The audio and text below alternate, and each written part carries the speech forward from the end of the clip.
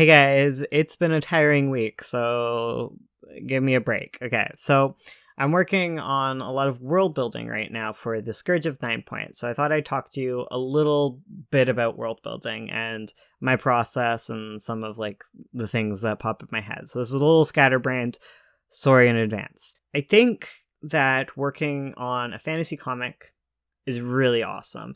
Because of the nature of comics, production is really slow, which gives you a lot of time to actually indulge in world building, which is something that you can't always do because world building tends to have this problem where you do too much of it and you get kind of trapped and you never get your work done.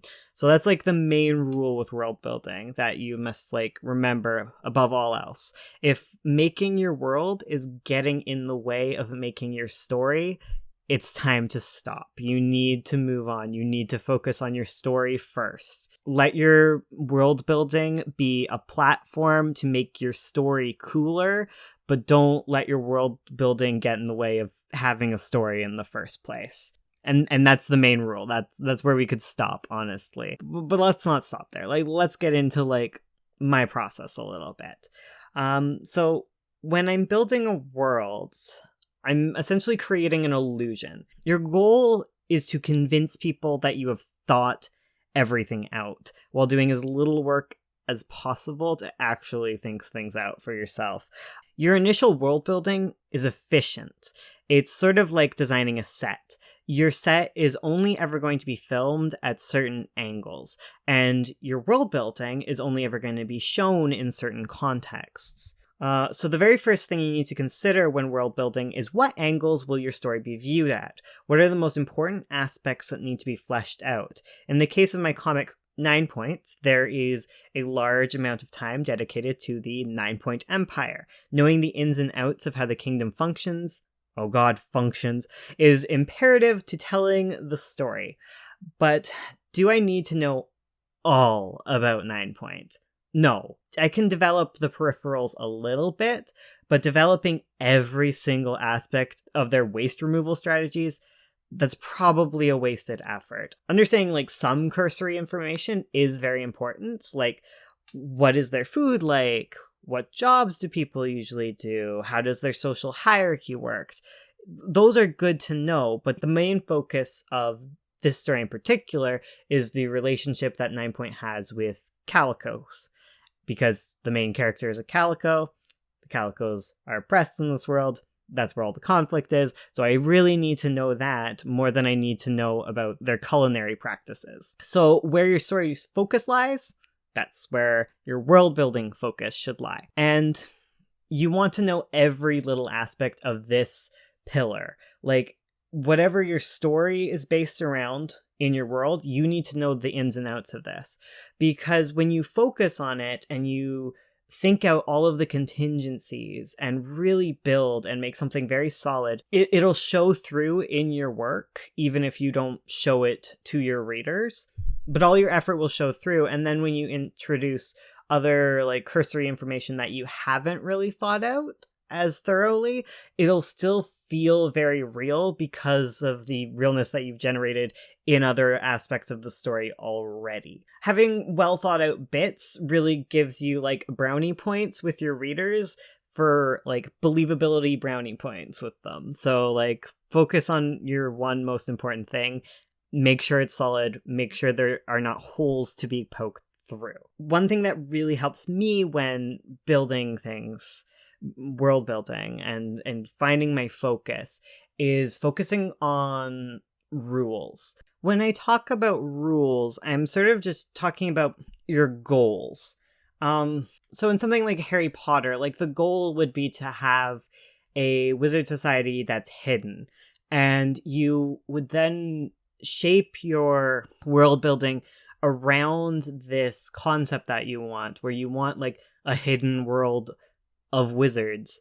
So everything about your world building has to bolster that idea and make it plausible. And it's not always about the world making it plausible, but more making a plausible world around the certain rules that you've created. For my case, like a very simple thing would be like, if you want a medieval setting, you need to make your world make sense in order to have a medieval setting, or at the very least, you need to just keep that medieval setting holy. So you don't do things to contradict it. You don't just like add, okay, my favorite thing, you don't add space battles to your medieval setting if you want it to remain kind of like the pure medieval setting, okay? You don't throw that in there if it's not what you're going for. So when I'm looking at Ninepoint, like my main rules that I keep holy when working on my initial world building is that it is a medieval type setting. It is like loosely based on sort of like Middle Ages, like there's like a big scope of time that it's based around. So that's like a very loose restriction that's added. But my more like tight restrictions is that it is a setting where it is set in a world that is basically just like Canada. Like that is like a rule. So there are not any flora, there aren't any fauna that don't exist in Canada other than cats, because reasons.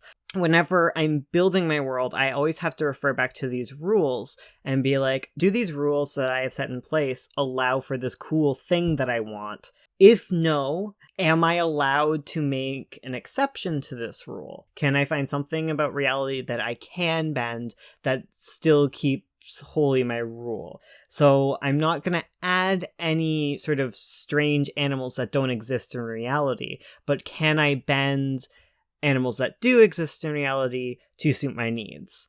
And that sort of brings me to like another big aspect when I'm world building, and that's research. When I have my rules in place, it becomes a lot easier to research. In my case, I'm not going to base plot points around the need of dragons. I'm not going to be like, oh, there's going to be a dragon fight, because there's no physical way for me to have a dragon fight in a world where dragons literally cannot exist. And sometimes, like, this tends to happen at a much smaller scale, where I'll build a plot points around, what was one? Medicine. Medicine's a really good one. Like, if I start building a plot point around the need for like a medical intervention, well, the world that I've created, if I am to keep holy the medieval setting type thing, and if I am to keep holy the systems that I have in place, there is no sanitation. They would not have come up with this. And if adding healing magic, that's a no-no, because there's already a magic system set in place. I can't just add random stuff to write myself out of a corner. I have to work within the boundaries that I've created. And this can sound kind of stressful, and it can get really annoying when you're doing things, but I find it pushes you to think outside of the box when you have rules. When you allow yourself to just add whatever you want to fix your problems, you kind of remove a lot of tension, and you also tend to remove a lot of creativity from your work. So instead of inventing a whole new system of medicine for a throwaway plot point, I have to not maim my character in that particular way. I have to find another way to maim them that's not to scar them or do something terrible to them that isn't going to require large amounts of medical intervention that don't exist. And then there are issues where I will bend the nature of the rules, because they don't, for one, it's cooler to bend the rules a little bit in this one situation, and two, it's not ruining the main rules that I have set in place. Like the main issue that I came across was with mounts. I wanted like cats to have mounts like horses, but horses aren't exactly like native to Canada, and a lot of the animals that are native to Canada, well, all of the native animals of Canada, they don't make good mounts, so I had to kind of tweak them a bit. I had to make like elk a lot more amiable creatures, and I had to make their backs a lot stronger to support a rider. So Yeah, and I did that because it would be cooler.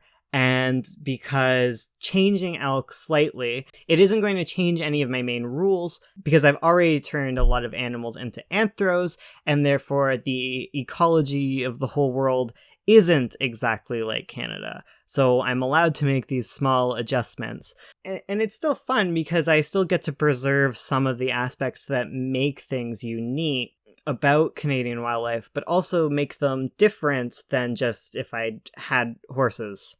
You know, like just doing research tends to generate a lot of ideas for me, and it makes my world building a lot more sound than it could be if I didn't add the research involved. Yeah, so research really will keep you away from defaults, and it kind of steers you away from like movie myths. A lot of things you think you know as a writer aren't true at all. Like, I've been watching a lot of stuff on sword fighting and all of that, and how what you think sword fighting is like isn't at all what sword fighting is like. And you'll find like a lot of different people in different fields that you might be like touching base with. What I find is professionals tend to really hate a lot of like movie tropes that are kind of fake. And it's kind of cool if you look into the thing that you're wanting your character to do before doing it, because then you can avoid doing stupid things and start doing like more interesting things.